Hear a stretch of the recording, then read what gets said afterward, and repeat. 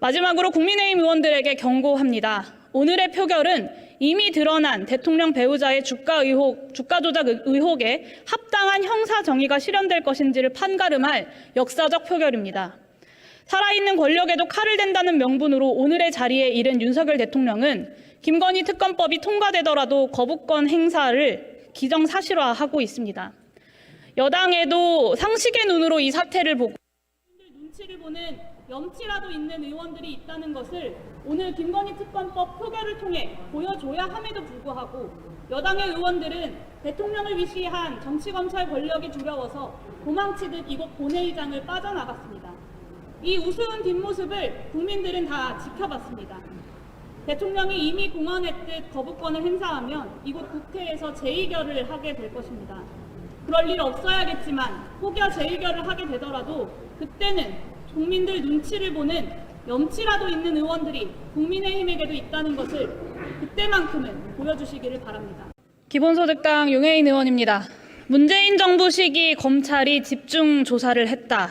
도이치모터스 주가 조작 사건에서 김건희 여사에 대한 검찰 수사 상황을 묻는 질의가 나올 때마다 국민의힘 한동훈 비대위원장이 법무부 장관 시절부터 귀에 못이 박히도록 되풀이한 답변입니다. 오늘도 국민의힘 의원들은 그 이야기를 반복하고 있습니다. 윤석열 대통령과 국민의힘의 기본 항변이라는 말입니다. 이 항변은 민주적 통제에서 완전히 벗어나 공공선이 아닌 자기 조직의 부당한 특권만을 추구하는 검찰 권력의 실상을 보여줄 뿐입니다. 드러난 사실관계는 윤석열 정부는 말할 것도 없고 당시 도이치모터스 주가 조작 사건을 수사했던 문재인 정부 시기에조차 검찰이 총장의 배우자에 대한 수사와 처벌 의지가 없었다는 사실만을 보여줄 뿐입니다. 드러난 사실관계는 이렇습니다. 법원은 유죄 판결을 받은 도이치모터스 주가 조작 사건 공동피고인들의 1심 재판 판결문에 김건희 계좌가 범행에 사용됐다고 적시했습니다. 법원이 유죄로 인정한 통정매매는 총 100여 건이었고 이 가운데 48개 통정매매 거래가 김건희 씨의 계좌를 통해 이루어졌다고 적시했습니다. 한동훈 비대위원장은 정치 대비의 일성으로 김건희 특검법을 총선용 악법이라고 규정했습니다. 한 위원장은 법원의 1심 판결도 총선용 586 운동권 판사의 판결이라고 이야기하시겠습니까? 뉴스타파가 최근 공개한 김건희 여사와 증권사 관계자와 대화 녹취록에는 김건희 여사가 단순히 통정매매 사실을 인지한 것을 넘어 직접 실행에 가담한 정황을 보여주는 내용이 담겨 있습니다. 또한 2009년 7월 이루어진 김건희 씨의 도이치모터스 주식 거래가 시세 조정 목적의 통정 매매임을 보여주는 증권사 직원의 진술 조서도 공개됐습니다. 하지만 검찰은 주가 조작 사건의 시작점을 2009년 12월로 지정함으로써 이 시점에 김건희 여사 통정 매매를 기소 대상에서 아예 제거해버렸습니다. 한동훈 위원장은 김건희 여사의 목소리가 생생하게 담긴 녹취록과 검찰이 직접 작성한 진술조서의 내용도 가짜뉴스라고 이야기하겠습니까? 도대체 얼마나 더 많은 증거가 차고 넘쳐야 대통령 배우자의 중대하고 유력한 범죄 혐의를 검찰이 수사할 수 있단 말입니까? 윤재호 국민의힘 원내대표는 또 이렇게 이야기했습니다. 도이치모터스 사건은 윤석열 대통령의 취임보다 10년도 더 전에 윤석열 대통령이 김건희 여사와 결혼하기 전에 일어난 일이다. 권력이 끼어들 여지가 없다. 이 항변이 국회가 2014년 제정한 특검법과 도대체 무슨 관련이 있습니까? 특별검사의 임명 등에 관한 법률 제2조 1항 특별검사의 수사 대상 제1호는 국회가 정치적 중립성과 공정성 등을 이유로 특별검사의 수사가 필요하다고 본회의에서 의결한 사건, 정확히 이렇게 규정하고 있습니다. 한동훈 비대위원장은 국회 답변을 통해 문재인 정부 시기에 김건희 여사에 대한 한 차례의 서면 조사가 있었다고 확인했습니다. 피고인 6명이 1심 유죄 판결을 받는 동안 사실상 단 한 차례의 출석 조사도 없었다는 것입니다.